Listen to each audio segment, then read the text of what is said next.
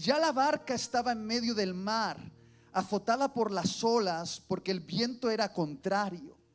Mas a la cuarta vigilia de la noche, Jesús vino a ellos andando sobre el mar. Y los discípulos, viéndole andar sobre el mar, se turbaron diciendo: ¡un fantasma! Y dieron voces de miedo. Pero enseguida Jesús les habló diciendo: tened ánimo, yo soy, no temáis. Entonces le respondió Pedro y dijo: Señor, Señor, si eres tú, manda que yo vaya a ti sobre las aguas. Y Jesús dijo: ven. ¿Qué dijo Jesús? Ven. Y descendiendo Pedro de la barca, andaba sobre las aguas para ir a Jesús. Pero al ver el fuerte viento tuvo miedo y comenzando a hundirse dio voces diciendo: Señor, sálvame. Al momento Jesús, extendiendo la mano, asió de él y le dijo: hombre de poca fe, ¿por qué dudaste? Este es uno de los episodios del Evangelio preferidos para mí. Pero si eres una persona que se hace preguntas, necesariamente tendrás que hacerte esta pregunta: ¿qué se le pasó a Pedro por la cabeza para creer que él también podría caminar sobre el agua? Porque yo asumo que Jesús, el Mesías, Dios hecho hombre, el creador de los átomos, el constructor de las galaxias, el que hizo que las moléculas de hidrógeno y oxígeno compusiesen el H2O, el creador del agua, pudiese caminar sobre el agua. Pero ¿qué se le pasó a Pedro? Un simple mortal. ¿Qué se le pasó por la cabeza para creer que él también podría hacerlo?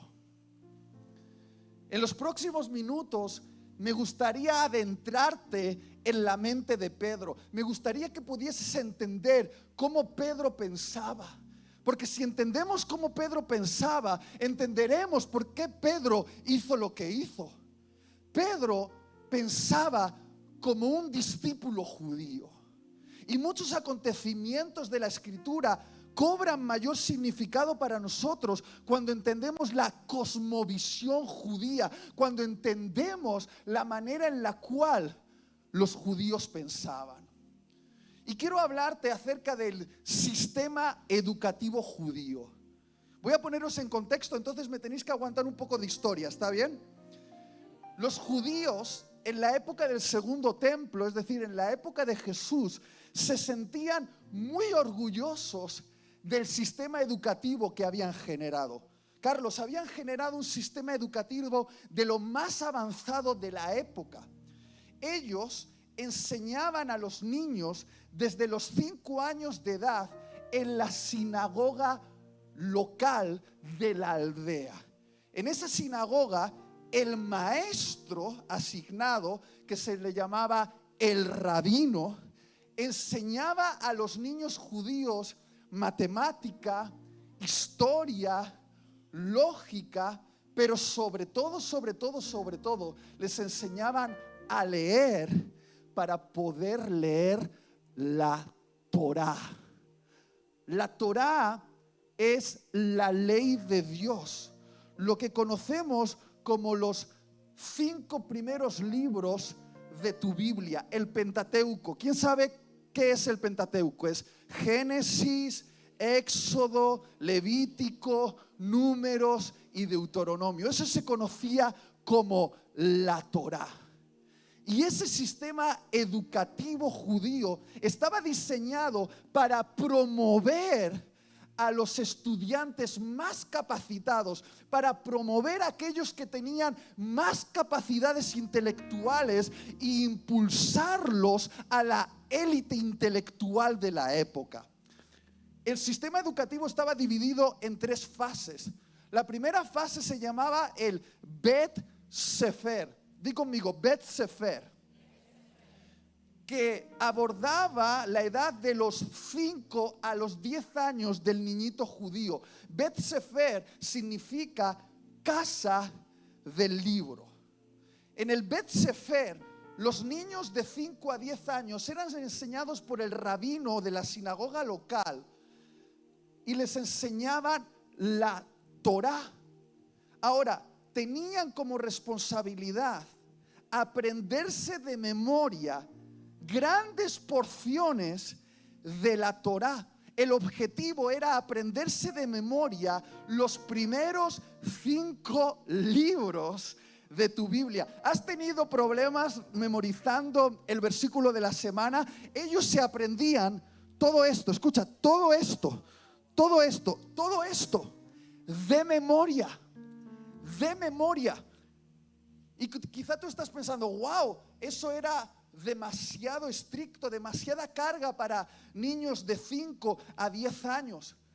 Pero el rabino les enseñaba a esos niños a considerar la Torá, la ley de Dios, como un deleite. Se hacía algo muy interesante.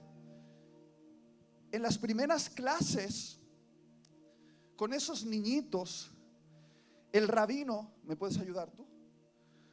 Ponía letras hebreas sobre una tablilla e impregnaba esas letras hebreas con miel que ponía sobre la tablilla. Y entonces el rabino, me vas a tener que ayudar, hacía que los niños chupasen la miel sobre las letras hebreas. Chúpala. Y mientras lo hacían, el rabino los bendecía y decía: que la Torá sea tan dulce para tu alma como esta miel lo es a tu paladar. El objetivo del rabino, puedes seguir todo lo que quieras, ¿eh? El objetivo del rabino era crear deleite por la palabra de Dios en aquellos niños. Tú puedes decir, no, un niño no puede memorizar tanto texto. Ponle a un niño los Pokémon y se aprenderá el nombre de los 150. Ponle a un niño las canciones de su cantante favorito y reproducirá cada una de las letras de memoria. La capacidad mental de un niño es prácticamente ilimitada, pero no somos capaces de crear deleite. Deleite por la palabra de Dios. Y eso es lo que hacía el rabino. Ahora bien, cuando los niños llegaban a 10 años, la mayoría de ellos, a partir de los 11, 12 años, se iban a aprender el oficio familiar. Si sus padres eran pescadores, aprenderían a pescar. Si sus padres eran carpinteros, aprenderían carpintería. Si sus padres eran panaderos, aprenderían a hacer pan. Se dedicarían al oficio de la familia. Pero los mejores de los mejores estudiantes, aquellos que habían demostrado capacidad para memorizar la Torá, solo los mejores, los más capacitados pasaban al segundo nivel, que se llamaba el Bet Talmud. El Bet Talmud era más o menos de los 10 a los 15 años de edad. Bet Talmud quiere decir casa de estudio. En esta fase de la educación, el niño ya adolescente no solo seguía memorizando las escrituras, por ejemplo, los salmos, los proverbios, los profetas, sino que empezaban a estudiar la Mishnah. La Mishnah eran los dichos de los sabios judíos y sus interpretaciones. A esa edad, de los 10 a los 15 años, les hacían estudiar las interpretaciones que los sabios judíos habían dado acerca de textos de la Torá. Ahora, la idea era probar la capacidad de esos jovencitos para entender la Torá, para pensar, para poder sacar los enigmas del texto bíblico. Era tan exigente, tan exigente, tan exigente que la mayoría de muchachos no podían soportar la demanda del Bet Talmud y se tenían que ir a aprender el oficio familiar. Si sus padres eran pescadores, aprenderían a... Si sus padres eran carpinteros, aprenderían a carpintería. Si sus padres eran panaderos, aprenderían a ¿qué? Pan. Pero los mejores de los mejores de los mejores. Aquellos que demostraban una capacidad mental superior a la media, capaz de memorizar prácticamente nuestro Antiguo Testamento completo, capaz de pensar y entender los dichos de los sabios judíos, aquellos que demostraban capacidad para ir al siguiente nivel, eran seleccionados para el Bet Midrash. Bet Midrash era más o menos desde los 15 a los 30 años de edad. Bet Midrash significa casa de interpretación. Ahora, por favor, entiende lo que voy a decir. En esta fase salían de la sinagoga local para comenzar a aprender la Torá a los pies de un rabino. Aprender a los pies de un rabino significaba aprender las interpretaciones particulares acerca de la Torá de ese rabino. Porque en aquella época había escuelas de interpretación. Era el mismo texto, pero había interpretaciones diferentes, acercamientos diferentes. Cada rabino daba una interpretación de los textos y había tendencias, lo que se llamaba escuelas. Y en el Bet Midrash, el discípulo tenía que aprender la interpretación de un rabino en particular acerca de los textos de la Torá. ¿Sabéis cómo se llamaba eso? Llevar el yugo de tu rabino. Llevar el yugo de tu rabino significaba aceptar el peso de la interpretación de tu rabino. Una interpretación que te decía cómo debías entender a Dios, al prójimo y cómo vivir la vida. Ahora bien, esa decisión era tan importante. Muchos aquí no entendéis la importancia de esa decisión. Estos jóvenes discípulos tenían que tomar la decisión de a qué rabino iban a seguir. Tenían que decidir a qué rabino seguirían y aceptarían sus interpretaciones acerca de la Torá. Es decir, qué yugo llevarían sobre ellos. Y los rabinos de aquella época eran las personas más importantes de Israel. Escúchame, eran la élite social, eran famosos, eran los rock star de la época. Todo el mundo admiraba a los rabinos. Cuando un rabino aparecía, todo el mundo hacía reverencias porque los rabinos eran personas importantes. Y existían, como en todas las épocas, Carlos, rabinos más importantes que otros rabinos, rabinos más populares, rabinos más seguidos. También tenían como canales de YouTube de la época, con más o menos seguidores. Había rabinos más famosos que otros rabinos. Y el discípulo tenía que decidir a qué rabino se iba a postular.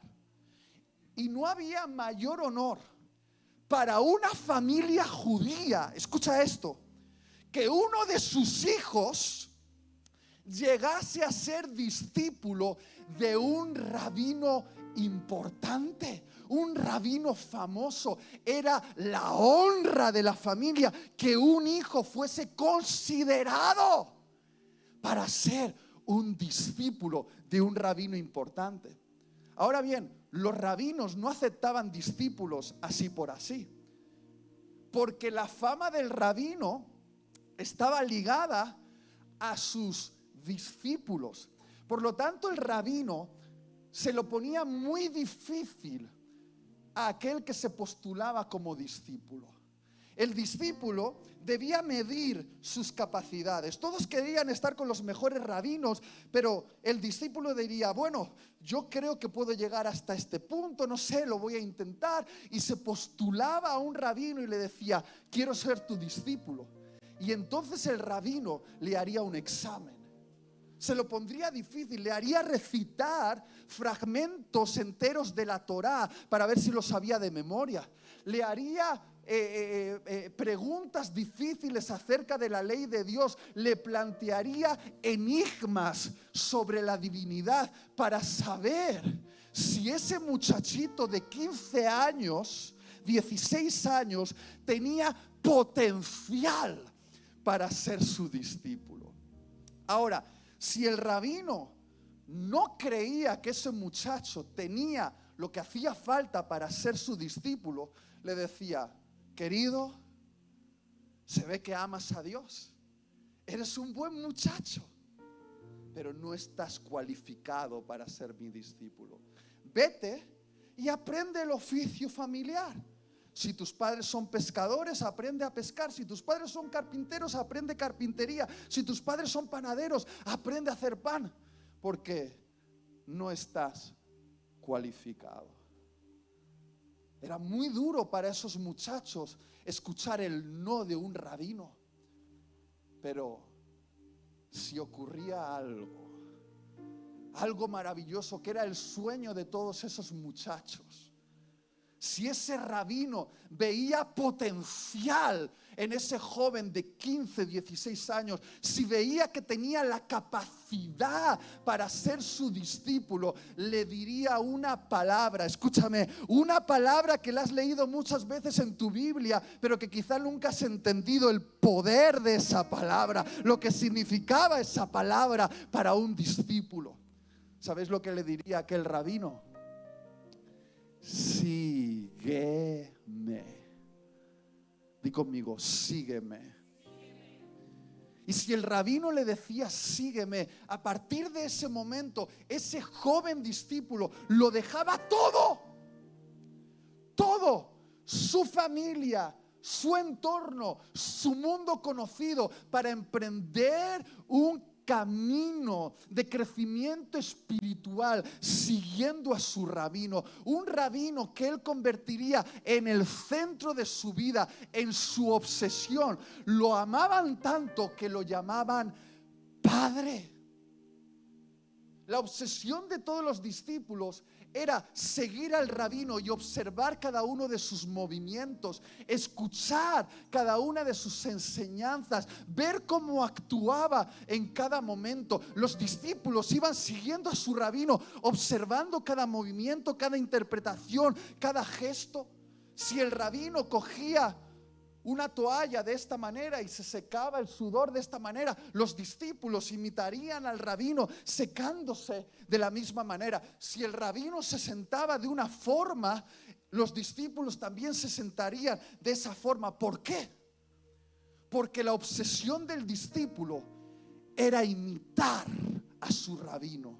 La obsesión del discípulo era convertirse en un reflejo de su rabino. Era tanto así que cuando los papás de aquellos muchachos se despedían de sus hijos a los que no volverían a ver durante años, hijos que iban a seguir a ese rabino, y mientras el rabino estaba durmiendo en la habitación, ellos dormirían a la puerta. Ellos estarían en todo momento viendo cómo comía su rabino, cómo hablaba su rabino, cómo su rabino interpretaba la Torá, cómo oraba, cómo adoraba.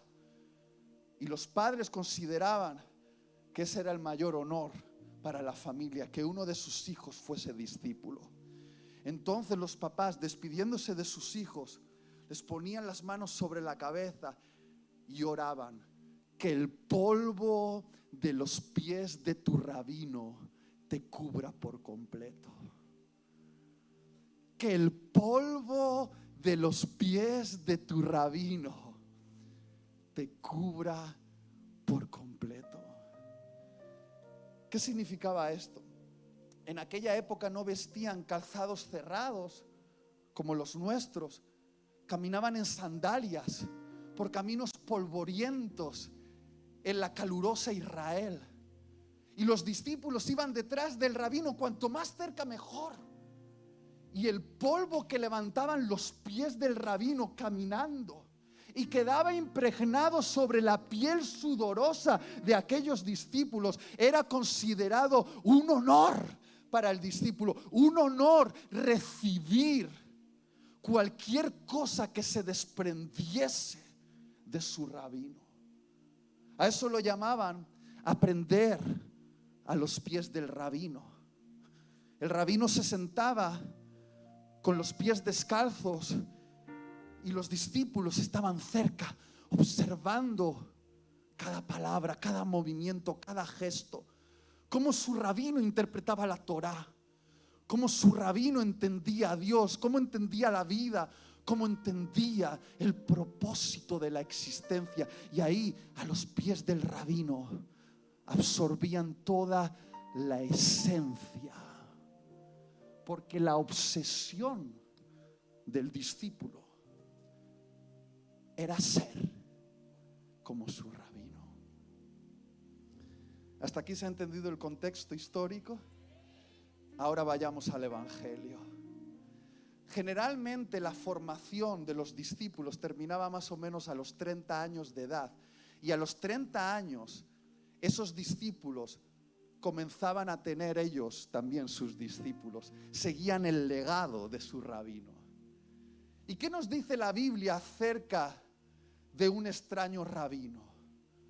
Uno de esos rabinos que apareció en escena, pero no era igual que todos los rabinos, era un extraño rabino, un rabino llamado Jesús.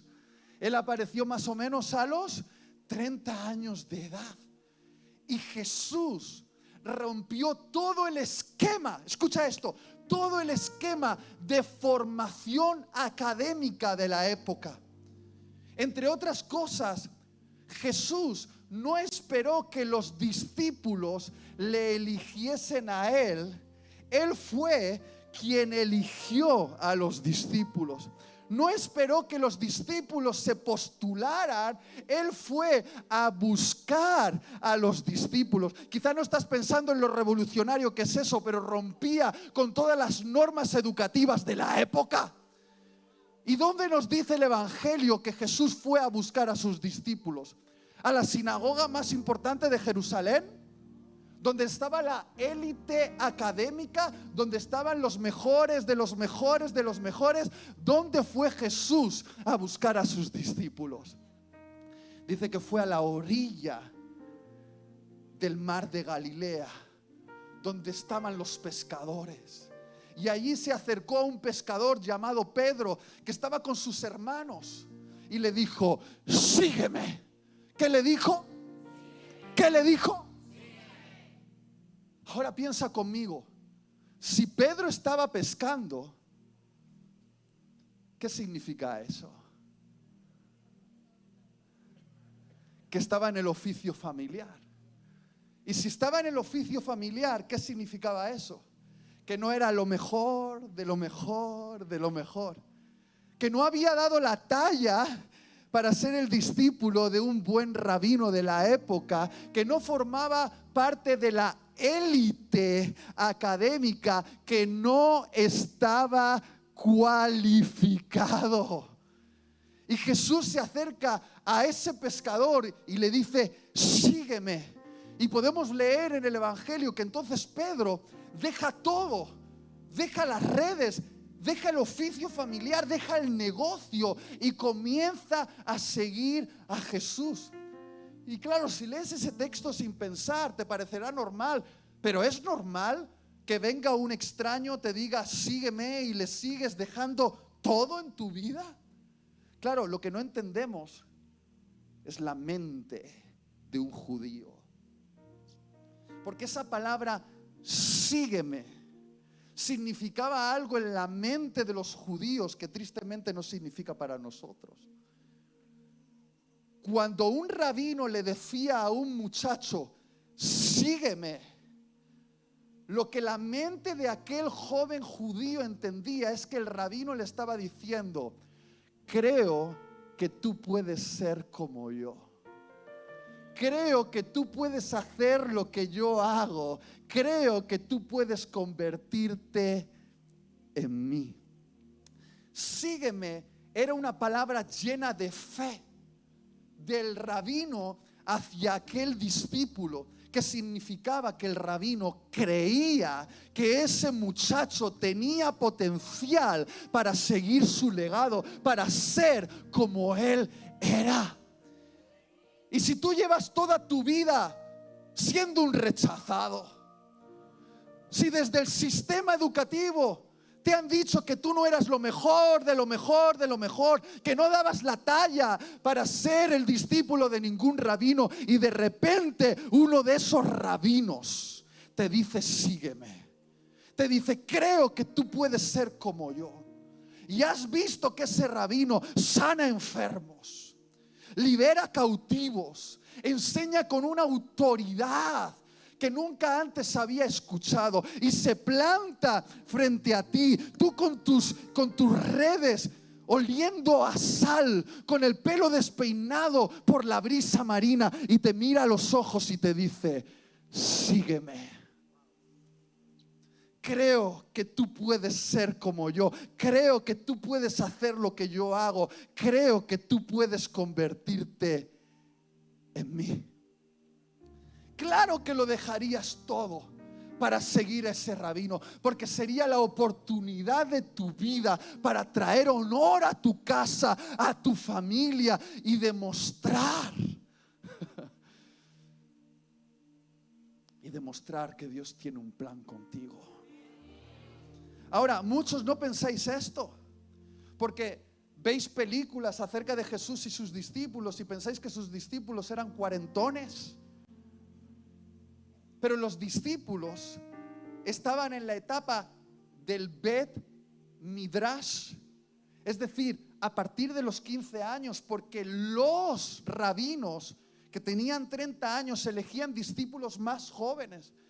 Entonces la pregunta es: ¿cuántos años tendría Pedro, Juan, Mateo? Probablemente tenían 17, 20, 22 años. Y no pensamos mucho en esto, pero eran jóvenes. Jesús eligió jóvenes para comenzar su revolución. Y entonces llegamos al episodio con el que hemos comenzado este mensaje. Vemos que Jesús dice a sus discípulos: muchachos, hay que ir al otro lado. Los muchachos se suben a la barca, van rumbo al otro lado, a la región de Gadara. Y Jesús se queda orando en la montaña. Se hace de noche y se levanta una tormenta. Jesús estaba orando, pero los discípulos estaban en medio del mar, azotados por una terrible tormenta, vientos, relámpagos, truenos. Y esos pescadores, parece que ante esa tormenta se sentían como niñitos, se hacían pipí encima, agarrándose al mástil: ¡no vamos a morir! Y Jesús, que quizá oyó los gritos de sus discípulos, bajó a la orilla y dijo: ¿no hay barca? Voy a hacer lo mío. Y el tipo empieza a caminar sobre el mar. Y todo estaba nublado, no se veía bien. Jesús se acerca a la barca y entonces los discípulos, agarrados a los mástiles, temblando de miedo, ven una sombra en medio del mar. Y uno dice: es un fantasma. Iker Jiménez, ¿es un fantasma? No, no creo que sea un fantasma. Un chiste que no todos han entendido.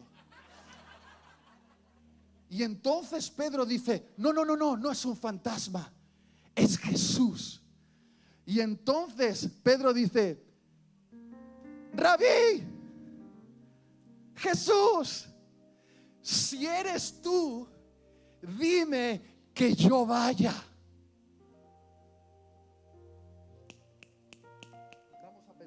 Vamos a pensar. ¿Por qué Pedro dijo eso? Porque Pedro era un discípulo, pensaba como un discípulo. Y Pedro sabía que si su rabino Jesús le había dicho: sígueme, es porque Jesús le había dicho: creo que tú puedes ser como yo, creo que tú puedes hacer lo que yo hago, creo que tú puedes convertirte en mí.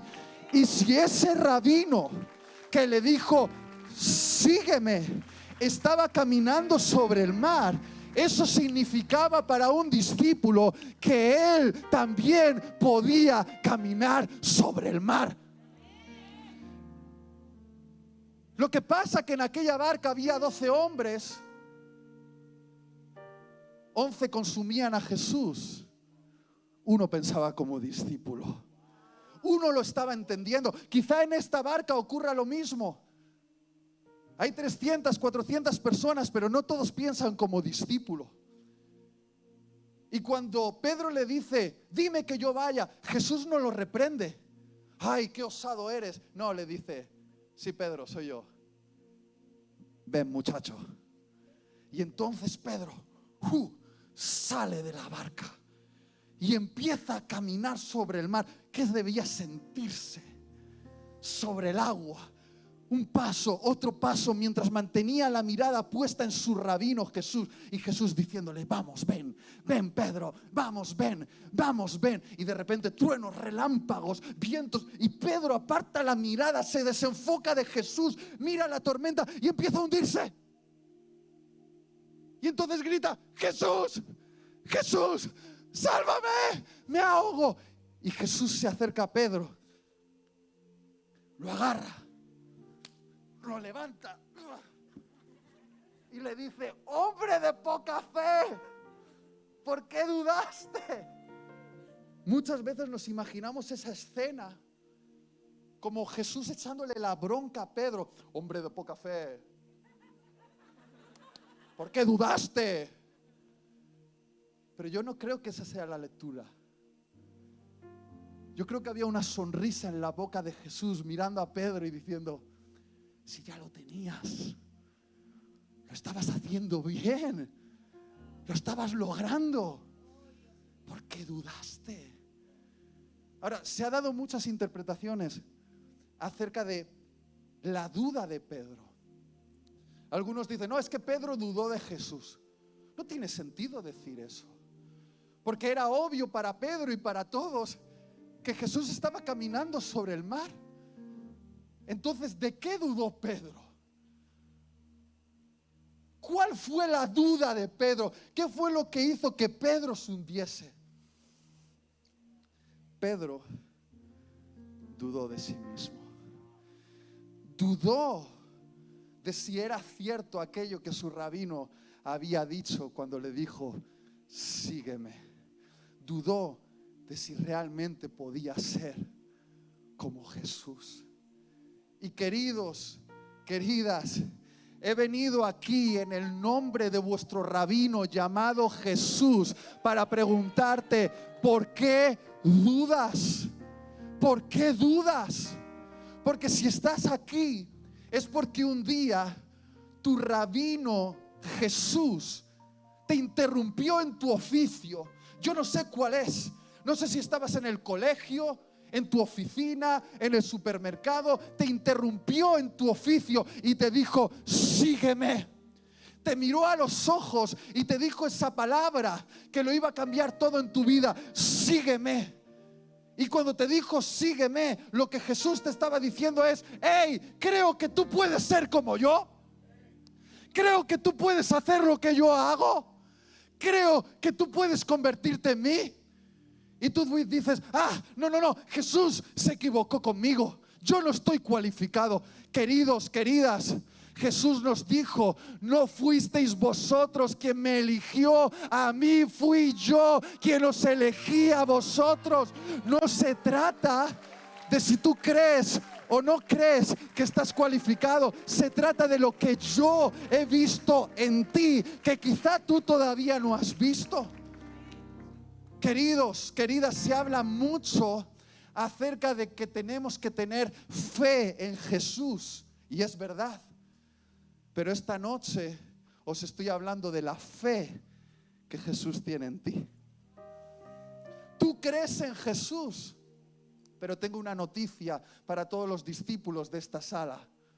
Para todos aquellos que escucharon un día el sígueme de la boca de su rabino Jesús. Y es que ese rabino cree en ti. Él cree que puedes ser como Él.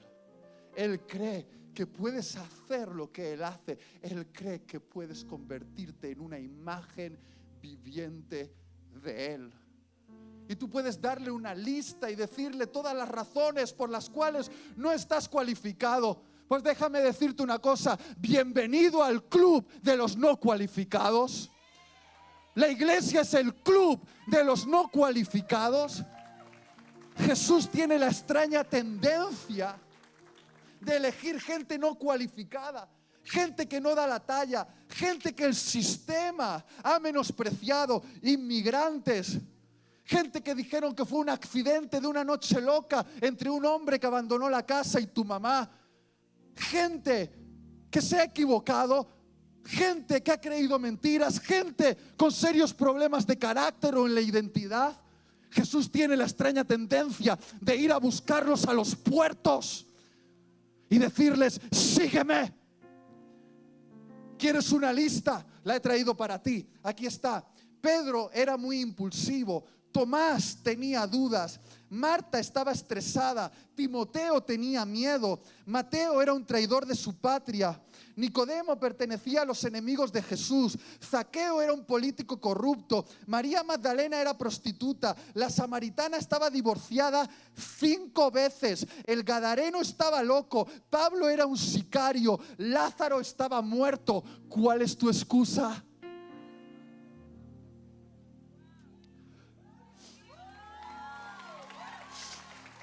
¿Cuál es tu excusa? Tú puedes decirme: no, yo no. Y Jesús te dice: no me has elegido tú a mí, te he elegido yo a ti.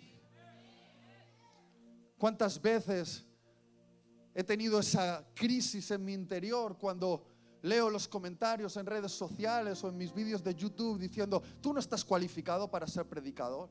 Tú no tienes credenciales, tú no estudiaste teología, tú no estás preparado, tú estás equivocado. Y cuántas veces dentro de mí he dicho: quizá debería dejarlo, quizá debería dejar de predicar, quizá esto no es para mí. Y hablando con mi rabino, él me ha dicho: a ver, ¿quién te eligió? ¿Ellos o yo? ¿Ellos o yo? Yo vi algo que quizá otros no pueden ver. Pero ¿qué es lo realmente importante? Tienes que estar conmigo. Y quiero llegar al final. Por favor, préstame toda la atención que te sea posible en estos minutos. Dicen que hay 3 días importantes en la vida, los 3 días más importantes de toda tu vida: el día que naces, el día que naces de nuevo y el día que por fin comprendes para qué has nacido. Y hoy he venido aquí en nombre de tu rabino llamado Jesús para que recuerdes para qué has nacido. Hay una pregunta en el corazón de algunos aquí que es como una herida abierta y por alguna extraña razón parece que no ha tenido respuesta, pero porque no habías entendido qué significa sígueme. Esa pregunta de: ¿cuál es mi llamado? ¿Cuál es mi llamado? Un montón de gente en la iglesia diciendo: estoy intentando descubrir cuál es mi llamado. Estoy esperando que el profeta venga, me ponga la mano en la cabezota y me diga cuál es mi llamado. He hecho un test para saber mis dones y talentos, a ver si descubro cuál es mi llamado. Y mientras tenemos una crisis de llamado, toda una generación queda paralizada por una pregunta sin respuesta en su corazón. Pero cuando yo leo el Evangelio, no veo a ninguno de esos pescadores, publicanos, borrachos, prostitutas, a los cuales Jesús dijo: sígueme, con una crisis de llamado. ¿Por qué? Porque en el momento en el que Jesús les dijo: sígueme, el llamado les estaba llamando. Ellos sabían que su llamado era ser como Jesús. Y este es tu llamado, y no hay llamado más grande que este. Es ser discípulo, es ser seguidor de tu rabino, sentarte a los pies de tu rabino, abriendo esta Biblia que son las palabras que hablan de Jesús. Aquí están las emociones, los pensamientos, los deseos de Jesús. Toda la palabra nos habla del rabino Jesús. Sentarte a los pies de tu rabino para descubrir, mientras lees, mientras estudias, el latido del corazón de tu rabí. Bum, bum, bum, bum, bum, bum, bum, bum. ¿Qué siente? ¿Qué piensa? ¿Qué desea? Poder ver cada gesto, cada impulso, sentarte a sus pies hasta que el polvo de sus pies te cubra la piel por completo, hasta que la esencia de tu rabino te impregne. Este es tu llamado. Ver cómo Jesús actuaba y ser como Jesús. Escúchame, cuando uno lee la Biblia de esta manera, entonces este libro se convierte en algo peligroso, porque ya no es solamente un texto que admirar, ahora es un testimonio que imitar. Escúchame, el evangelio no se trata solo de salvarte de algo. El evangelio se trata de llegar a ser como alguien, de llegar a ser como Jesús. Por eso tienes que seguir las pisadas de Jesús. Debes estudiar cómo piensa. Tienes, qué rico, que lamer sus palabras en tu alma, y que sean dulces a tu corazón como esta miel la es a mi paladar. Esas palabras de Jesús, esa forma en la que Él interpreta la vida, como Él nos enseña que es el Padre, como Él nos dice que tenemos que tratar al prójimo, lo que Él nos dice que es prioridad, el yugo de Jesús. Llevar su yugo es tu llamado. Tu llamado te está llamando, y el que te llama es Jesús. Jesús es tu llamado. Una vez un muchacho se acercó a mí en drama, Carlos, de estos muchachos dramáticos. ¡Ah! ¡Ah! Es que, Itiel, yo no tengo llamado. Y yo le dije, sí, tranquilo, todo el mundo tiene llamado, no te preocupes. No, yo no. Le dije, sí, sí tienes llamado. No, seguro que yo no. Tranquilo, no eres tan especial, tú también tienes llamado. Y me dijo, oh, te voy a explicar por qué no. Mira, Itiel, a mí no me gusta predicar. No me veo ahí delante de la gente enseñando, entonces no puedo ser predicador. Cuando intento cantar, se pone a llover. Entonces no puedo ser del grupo de alabanza. Y algo peor, Itiel, algo peor, no me gustan los niños, por lo tanto no puedo ser profesor en la escuela dominical. Yo no tengo llamado, Itiel, no tengo llamado. Fíjate el drama, Carlos. Había reducido todo el llamado de Jesús a ser predicador, a ser adorador en la plataforma, o a cuidar de los niños en la escuela dominical. Y yo le dije, muchacho, a ver, dime, ¿qué es lo que tú sientes que Dios te ha creado para hacer? Y él me dice, no lo puedo decir, pero digo, dímelo. No, es que me da vergüenza, dímelo. Es que no es muy espiritual que me lo digas. Y me dice, quiero ser cocinero. Y yo le miré a los ojos y le dije, pues cocina en el nombre de Jesús.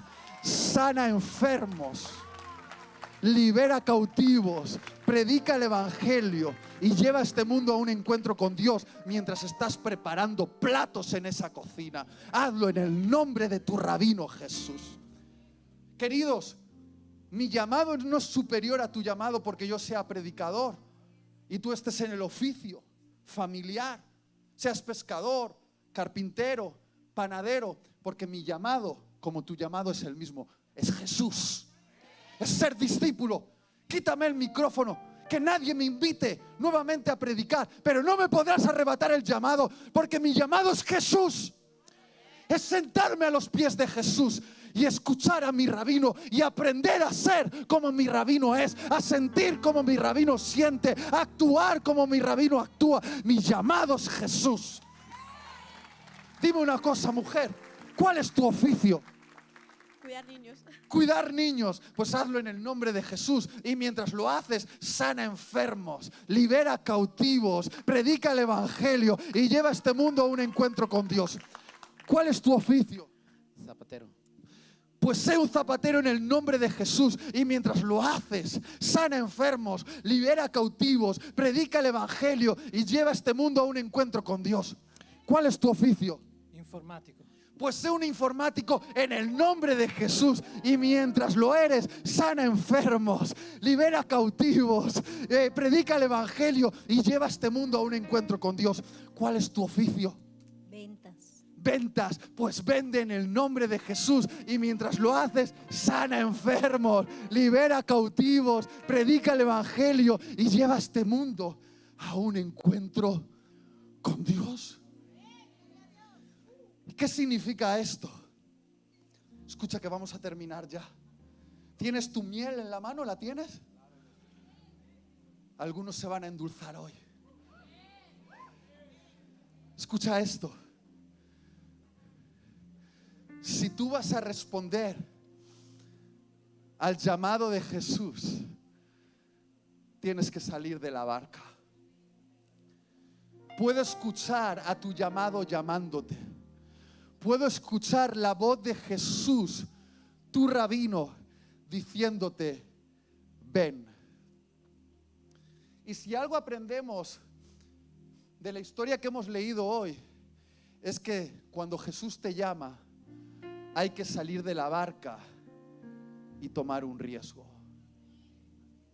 Hey, si vas a ser un consumidor, no tienes que tomar ningún riesgo, pero si vas a ser un discípulo, hay que salir de la barca.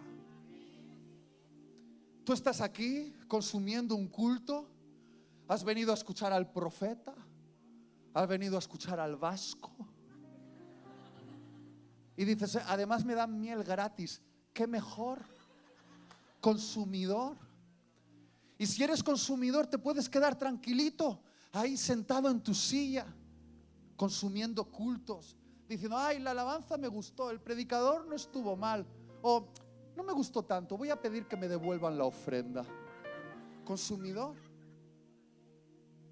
Pero quizá entre los consumidores haya un discípulo que piensa como un discípulo. Y si piensas como un discípulo, vas a tener que tomar el riesgo de salir de tu zona de seguridad y arriesgarte por aquel rabino que se arriesgó por ti. Y seamos claros, cuando Jesús dijo ven y Pedro empezó a caminar sobre el mar, en realidad Pedro no estaba caminando sobre el mar. Porque seamos claros, el agua no puede sostener el peso de un ser humano. El H2O no puede sostener a un hombre. Entonces, ¿sobre qué caminó Pedro? Pedro no caminó sobre el agua, caminó sobre el ven que salió de la boca de Jesús. Lo que sostuvo a Pedro fue el llamado de Jesús, fue el ven que salió de la boca de Jesús. Y es lo que va a sostener a todos aquellos que se atrevan a salir de la zona de seguridad y responder a la voz de su rabino diciéndole, hey, predica el evangelio a tus compañeros de trabajo. Y tú dices, no, me voy a hundir. Lo que te va a sostener es la palabra de Jesús que te ha dicho, comparte tu fe. ¿Qué te ha dicho tu rabino? Tú lo sabes. Te ha dicho, perdona a esa persona que te ha hecho daño. Y tú dices, no sé si estoy listo, me voy a hundir. Lo que te va a sostener es la palabra de tu rabino. Ten fe, ten fe. Esa palabra te va a sostener. Mientras estás en tu trabajo y todo el mundo anda viviendo vidas inmorales y te dicen: acuéstate con esta mujer, haz esta locura, toma esta droga. Tu rabino te dice: mantente puro. Y tú dices: qué difícil es mantenerme puro, me voy a hundir. Pero lo que va a sostenerte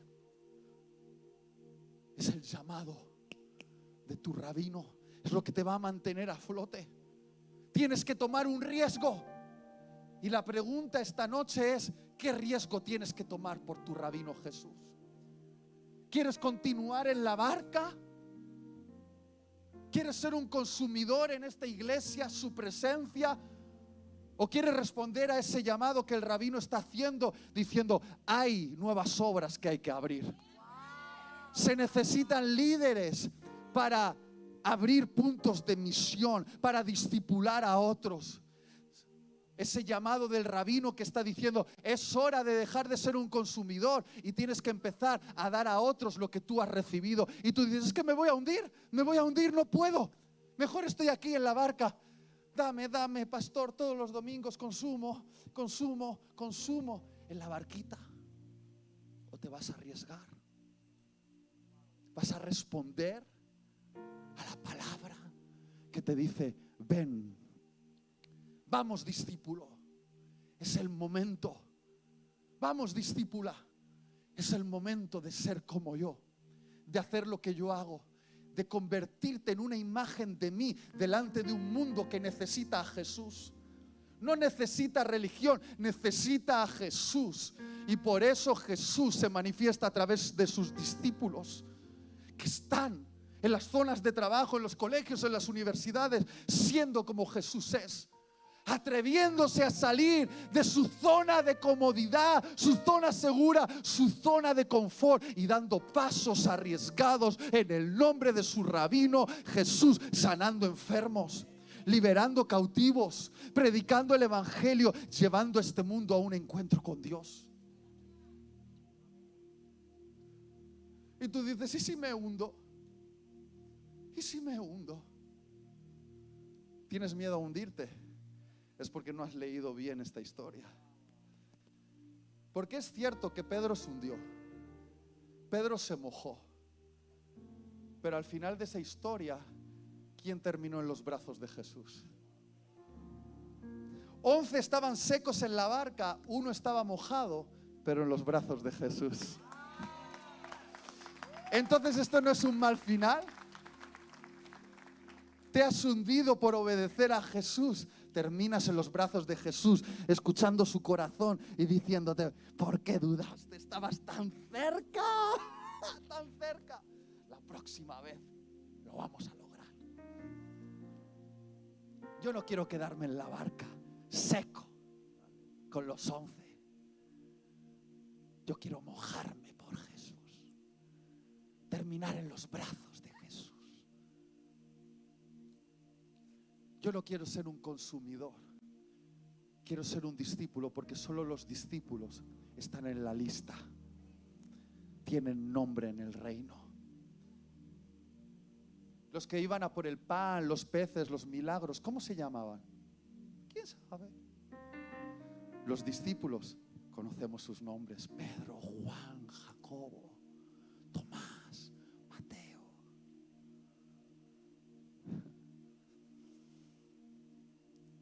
Aquellos que no se atreven a soltar lo que les da seguridad, no dejan su nombre escrito en la memoria del cielo. Hubo un hombre que conocemos como el joven rico. ¿Y cómo se llamaba? No sabemos. ¿Sabes cómo le recordaremos por toda la eternidad? Con aquello que le impidió ser discípulo de Jesús. Era tan rico, tan rico, tan rico, que no quiso soltar la riqueza para seguir a Jesús. Ese joven podía haber sido un discípulo. ¿Cómo podría haberse llamado? No lo sé.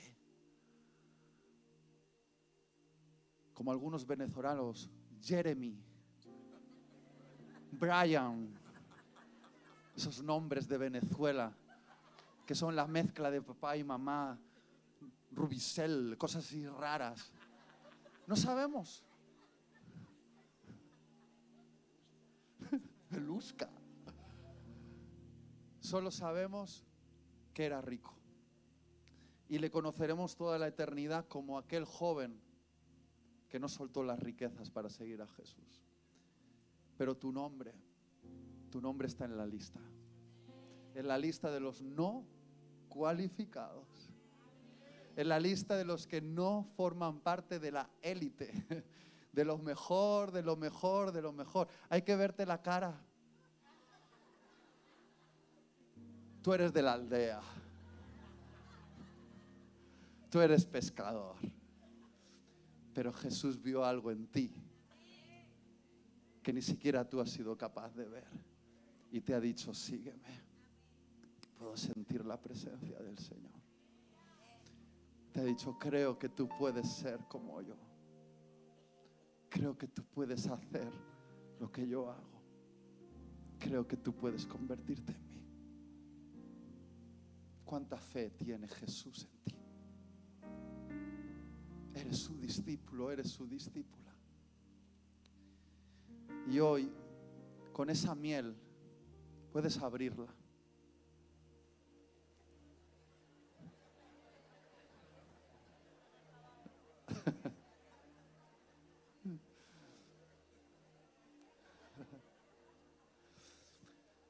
El sitio está muy lleno y no sé si podremos, y los más jóvenes sí podrán, los más viejitos quizá no.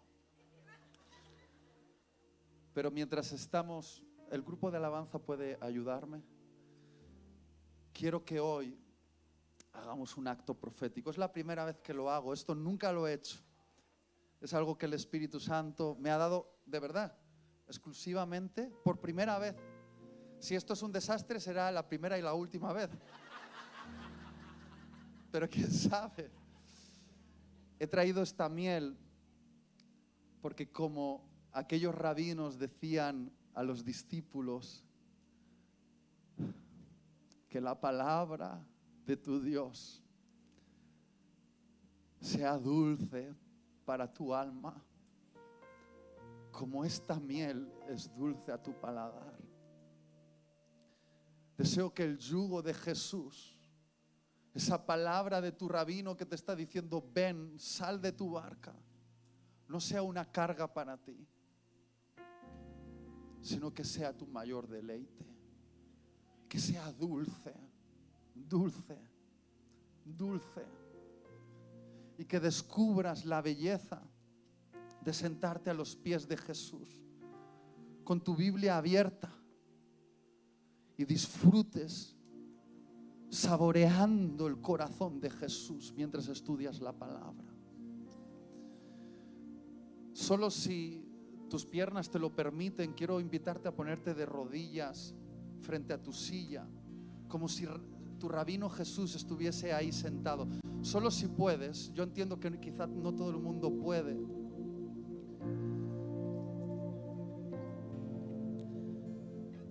Quiero que imagines a tu rabino llamado Jesús sentado en esa silla, y tú estás a sus pies escuchando su voz, escuchando sus enseñanzas, escuchando el misterio de su boca, revelándote el corazón del Padre, revelándote cosas que ojo no vio, ni oído oyó, ni ha venido a la mente de ningún hombre, que son las cosas que Jesús tiene reservadas para los que le aman. Y mientras estamos cantando esta canción, puedes tomar un poquito de esa miel y orar y decirle: Jesús, tus palabras para mí Es más dulce que la miel, son dulces. y tu misericordia Vamos, díselo. es nueva cada día. Tu amor por mí es más dulce que la miel, y tu misericordia es nueva cada